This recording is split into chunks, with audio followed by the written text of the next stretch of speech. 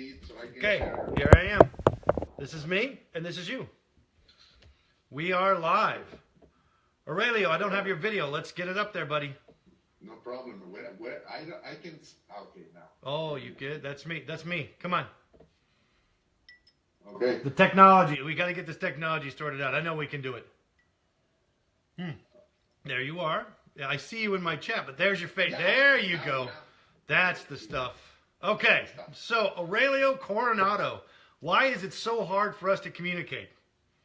Well, I don't know. Maybe it's something about technology is different here in Mexico than United States. I don't know. I feel like that's not what it is. I feel like Or maybe. I want to say that we've known each other a long time, and Yeah. ever since I've known you, you've never updated the apps on your phone, not one time, except for today. Today was the first time, right? Today was the day. Today, and how did that feel? Was that good? Was that a good feeling to get that number 53 down to 0? It was weird at first, but then I get used to it, so Okay. it's okay. Okay. All right. So introduce yourself to all my friends who don't know who you are. Well, my name is Aurelio Coronado. I live in Mexico. It's in a small city called Aguascalientes. It's not and small. I work it's a very small city. And I work in the field of forensic psychology. I work in cases involving torture, sexual assault, and I work in different workshops trying to train psychologists in all over Mexico. Right. And today you're taking time out of your busy schedule. I know your brother's about to get married, so thanks for joining us. Today my brother gets married. Mario is going to get married today. Now is it because he's the better looking one, or why is that? Why are you doing it backwards? That's all I really want to know. It's okay. It's okay. He's better in any category you think, but it's okay. I work that in therapy. That's a fact. That's a fact. Okay, so we've had this conversation many times. As long as we've known each other, we keep having to have the same conversation, which is the disparity between what goes on in the United States and what goes on in Mexico, and the view of Mexico as a nation and Mexicans as a people from the United States, from our side of the wall. Yes. And it's frustrating, I know. And well, it's very frustrating now, especially at this moment. I think we are in a very tough historical moment. That's right. When we will look back, I think we will see this as one of the darkest times of our lives. Now, here's the interesting thing for me. I published the first edition of my textbook, Criminal Profiling, in 1999. And ever since then, I've updated it many times. And each time I've been asked to include a chapter on racial profiling. And I've said no. Of course not. And you know why I don't include it. Why? Can you tell the people, why do you think I don't include it? Well, I will tell you what I think. And then you will tell me what's the real reason. Okay. First of all, because race is not a really interesting subject or real subject about profiling. No. That's right. Profiling. They're using the word profiling, but it's not the same word you use to describe the actual scientific world work. I mean that you do. It's different when they say profiling and when you say profiling. Can you explain that? I can, because when I do criminal profiling, I'm interested in an investigative aspect. I'm interested in trying to find something that's useful based on a crime that's already happened to help narrow down the suspect pool or help develop motive. When they talk about profiling, they're trying to use someone's race or their color of their skin or their religion or something like that to predict whether or not they're going to commit crime. And that is, first of all, there's no such thing as predicting crime like that. That's not how it works. The second problem is, if I was going to do a chapter on racial profiling, I would talk about, when you and I have been asked by the Innocence Project in California to write a chapter on racial profiling. And the issue that we're going to cover is, if you're talking about race, first of all, that's a tool that's only abused. It's only a tool for allowing people to create a sense of realism or a sense of how do I put this? You're trying to legitimize bias, trying to legitimize prejudice, trying to legitimize everything that you shouldn't be doing, everything that you shouldn't be doing at all with respect to race and religion. That's not how it gets used, or not how it should get used. Those are the only reasons to do that. So therefore, the only reason to do racial profiling is to abuse it, because you're going to put it into the hands of people along the border who are essentially undereducated or uneducated, people who don't have the ability to, who are just using that as the tool, and they don't understand the mechanisms by which the abuse that they're causing is happening. They don't grasp the larger issues. They're just said, okay, look for people that have this color skin, or look for people that have this religion. The bigger problem is that if you're creating a situation where you're screening people from coming in to the United States, it begs the question of who are the real U.S. citizens, and as those of us who know, who travel and leave their communities and go out to the world, what we realize is the world, the United States, is not made up of white people. It's not made up of white people at all. It's made up of many different races, many different colors of skin, and many different accents and many different religions. So using that as a tool is all you're gonna do is collect people who are innocent. You're gonna collect a lot of innocent people, and you're gonna make them very angry, and you're gonna incur a lot of lawsuits. You're not gonna prevent real crime, because the focus right now tends to be on extreme radical Muslims. That's interesting, but those aren't the people inside the United States who are causing the problem. The people who are causing problems inside the United States are extreme right-wing white people who are radicalized against what they perceive to be the Muslim community, and they improperly see that as somehow being the enemy, and it's not. And that's where we go. So respond to that, if you will, just a little bit.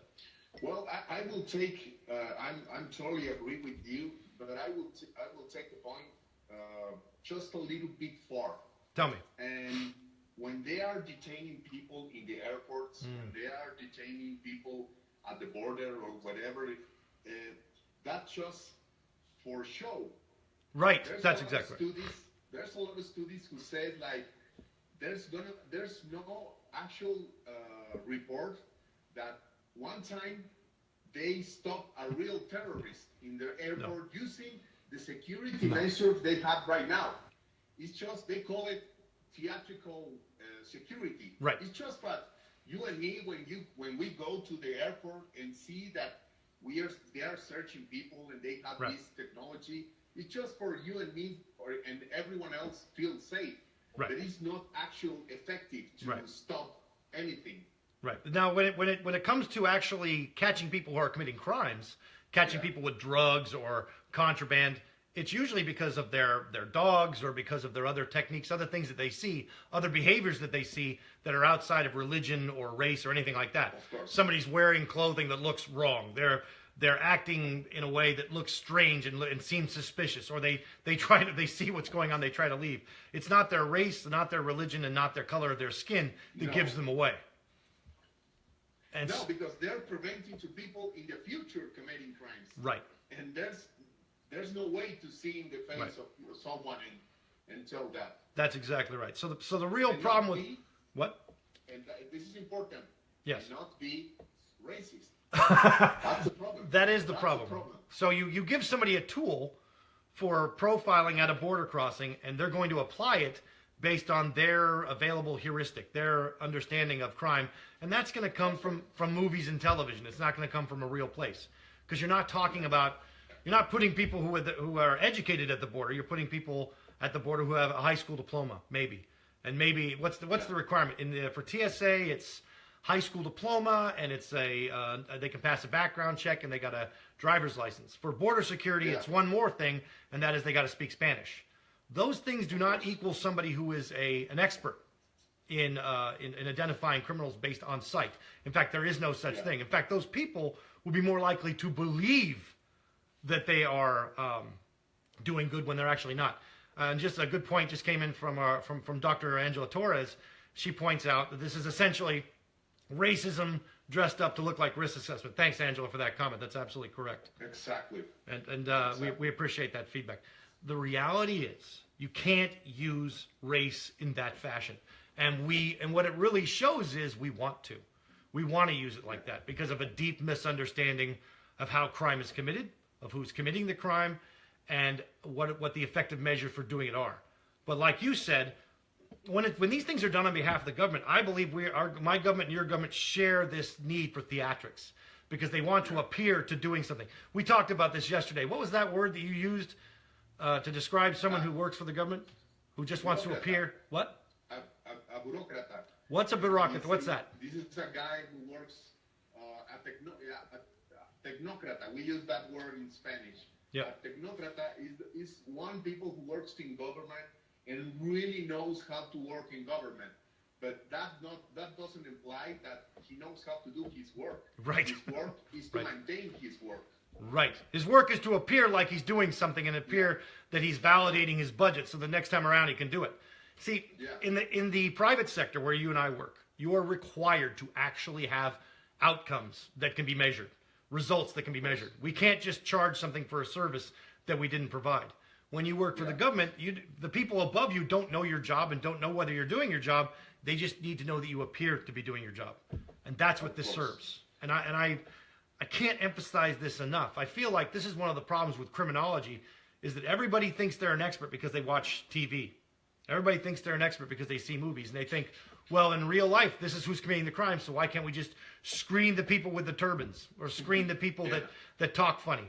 Why can't we just call security on someone who speaks a different language than I do? That's not how it works because America is made up of so many different people.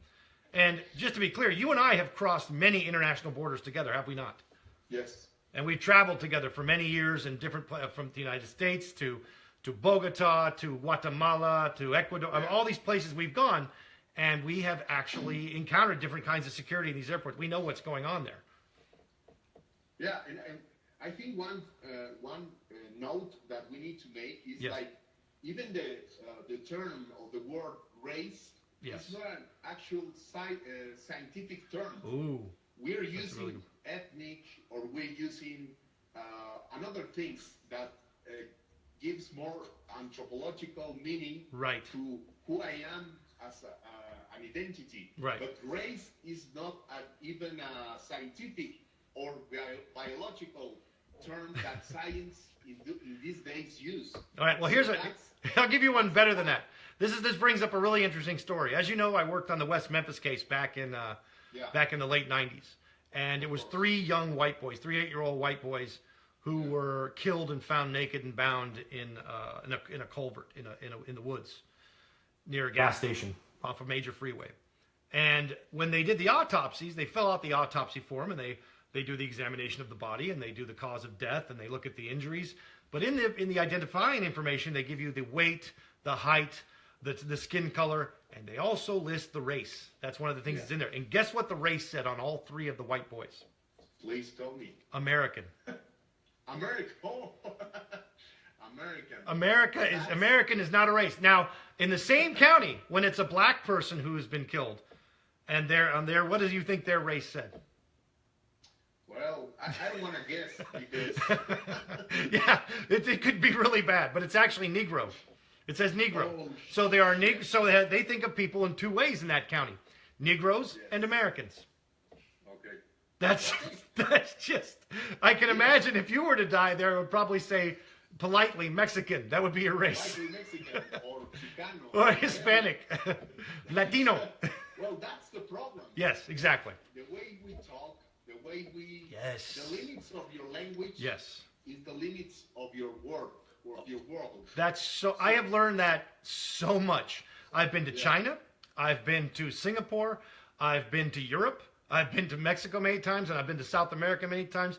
Every time I go there, I learn something new about language that I didn't know before, and it changes the way that I think about the world and about the people around me. Tell me about that from your perspective, because you're a handsome, educated man. What do you find when you travel? I have some education. Yes. Well, right. I think the way we talk, I think the way we use terms, talks about politics. Right. That's very important.